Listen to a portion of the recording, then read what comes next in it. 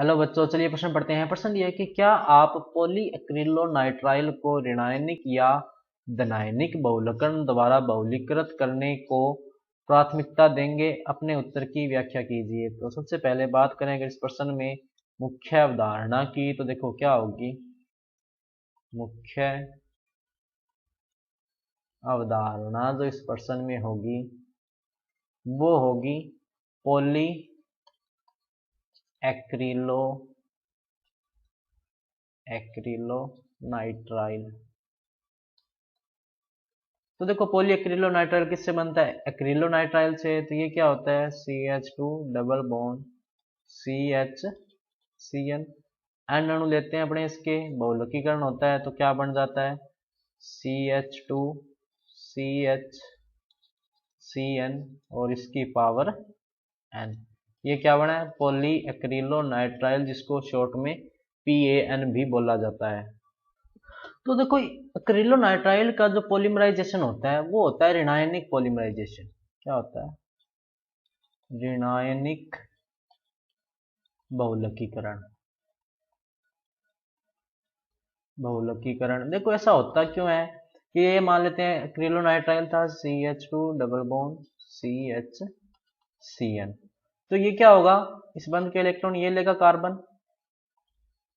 तो क्या बना लेगा ये CH2 CH माइनस, ये क्या है CN, और इस पर क्या है प्लस।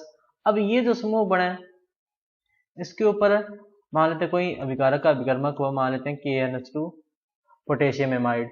तो यहां से क्या बनेगा? ये देखो NH2 CH2 CHCN। इस पर क्या आएगा? माइनस, और इस पूरे को संतुलित करने के लिए यहाँ पर क्या आ जाएगा? K plus. अब देखो ये एनायनिक ही क्यों हुआ? क्योंकि अगर ये कैटायनिक होता तो यहाँ पर इस कार्बन के ऊपर अगर अपने बात करें, अगर ये कैटायनिक विधि द्वारा होता तो इस कार्बन के ऊपर आवेश क्या होता? प्लस होता। और Cn माइनस जो है, Cn या जो Cn साइनाइड आयन जो होता है, ये क्या करता है? इलेक्ट्रॉन ग्राही होता है। ये क्या होता है? इलेक्ट्रॉन ग्राही। अगर यहाँ पर कैटायन होता यानी धनायनिक विधि द्वारा होता, धनायनिक विधि द्वारा होने की स्थिति में यह अस्थायी हो जाएगा। क्या हो जाएगा? अस्थायी हो जाएगा। क्यों हो जाएगा अस्थायी? क्योंकि Cn जो वो इलेक्ट्रॉन खींच रहा है। अब कार्बन अगर कैटायन होगा तो उसके पास तो इलेक्ट्रॉन होंगे नहीं, तो वो और ज्यादा अस्थायी हो जाएगा। इसीलिए ये किस विधि द्वारा होगा? ऋणायनिक बहुलकीकरण द्वारा। किस विधि द्वारा? ऋणायनिक बहुलकीकरण द्वारा। तो बच्चों ये था आपका उत्तर। मैं आशा करता हूँ आपको समझ में आया होगा। धन्यवाद।